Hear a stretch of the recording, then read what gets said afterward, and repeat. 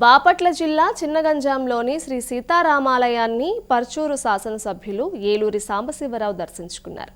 300 సంవత్సరాల క్రితం నాటి ఈ ఆలయం శిథిలావస్థలో ఉండగా గ్రామస్తుల కోరిక మేరకు ఏలూరి సాంబశివరావును 65 లక్షల రూపాయల విరాళం అందించారు. గ్రామస్తులు కూడా తన వంతు సహకారంగా ₹1 కోటి అందజేశారు. దీంతో శ్రీ సీతారాముల ఆలయాన్ని పునఃప్రతిష్ఠించడానికి గ్రామస్తులందరూ కలిసి రావడం ఎంతో శుభపరిణామమని ఆలయ అర్చకులు తెలిపారు.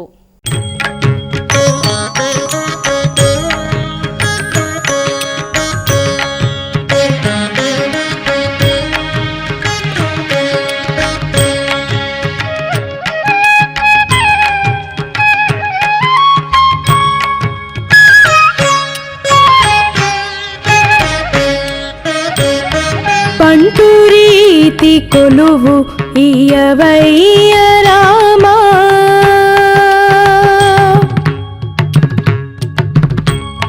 బంటూరీతి కొలువు ఇయ్యవయ్య రామా, బంటూరీతి కొలువు ఇయ్యవయ్య